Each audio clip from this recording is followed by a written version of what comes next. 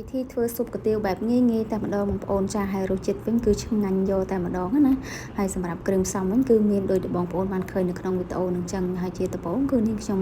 មកធ្វើការហាន់ការ៉ុតនិងឆៃថាវជាកង់ៗចឹងណាបងប្អូនចាហើយយើងយកស្លឹកខ្ទឹមស្លឹកជីយើងយកមកហាន់ជាចំណិតតូចៗចឹងមកហើយសម្រាប់គល់វាយើងទុកបង់ជាមួយនឹងទឹកស៊ុបរបស់យើងណាបងប្អូនចាហើយសម្រាប់សាច់វិញបងប្អូនដាក់សាច់សុទ្ធក៏បានសាច់3ជាន់ក៏បានតែសម្រាប់នាងខ្ញុំមានសាច់3ជាន់ចឹងនាងខ្ញុំដាក់សាច់3ជាន់តែម្ដងទៅដោយសារតែវីដេអូមុននាងខ្ញុំធ្លាប់ថតបង្ហាញម្ដងហើយពីរបៀបធ្វើស៊ុបគុយទាវអញ្ចឹងណាប៉ុន្តែសារនេះនាងខ្ញុំអត់មានធ្វើអីវែងទេគឺធ្វើឆាន់ឆាយតាមអ្វីដែលខ្លួនឯងមានអញ្ចឹងណាបើមិនសិនជាបងប្អូនបានឃើញវីដេអូនេះហើយកុំថាអីថាបានចាសូមអធិស្ឋានទុកជាមុនបើសិនបើមានការខុសឆ្គងអញ្ចឹងណាបងប្អូនចាសម្រាប់ទឹកស៊ុបវិញបើសិនជាបងប្អូនចង់អាំងខ្ទឹមបារាំងឬក៏ខ្ទឹមសដាក់ទៀតទៅតែឈ្ងុយប៉ុន្តែសម្រាប់នាងខ្ញុំ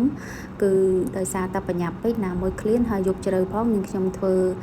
បែបកាត់យកតែម្ដងណាបងប្អូនចារវល់តែជាប់មាត់និយាយទឹកស៊ុបឆ្អិនល្មមបងប្អូនចាឥឡូវមកធ្វើការហាន់សាច់ដើម្បីទុកដាក់គុយទាវរបស់យើងណាបងប្អូនចានាងខ្ញុំហាន់ជាចំណិតស្ដើងអញ្ចឹងបងប្អូនចាហើយសម្រាប់សាច់វិញគឺប្រើសាច់3ជាន់វាឆ្ងាញ់ជាងសាច់សុទ្ធណាកាលណាសាច់សុទ្ធវាយ៉ាងសោះមានអារម្មណ៍ថាញ៉ាំទៅដូចជាឈើពុកអញ្ចឹងបងប្អូនដូចខ្ញុំអត់នាងខ្ញុំអត់ចូលចិត្តទេសាច់សុទ្ធអញ្ចឹងបើសិនជាដាក់សាច់3ជាន់ឬក៏សាច់ស្មើមុខអានឹងរឹតតែឆ្ងាញ់ទៀតបងប្អូនចាបន្ទាប់មកយើងស្រោះស្រាច់បដោះជាមួយនឹងគុយទាវយើងឲ្យហើយមកយើងដាក់ចូលចានបងប្អូនចាហើយរៀបសាឡាត់រៀបអីដាក់ពីលើអញ្ចឹងទៅសាឡាត់នេះបងប្អូនដាក់ខាងក្រោមប៉ុន្តែសម្រាប់នាងខ្ញុំភ្លេចដាក់ខាងក្រោមគឺនាងខ្ញុំដាក់យកពីលើតែម្ដងទៅគាត់ថាមិនដាក់ក៏បានដែរប៉ុន្តែគាត់ថាយើងដាក់ទៅវាធ្វើឲ្យពណ៌គុយទាវរបស់យើងគឺស្រស់ឆើតឆាយអញ្ចឹងណាបងប្អូនចាហើយយើង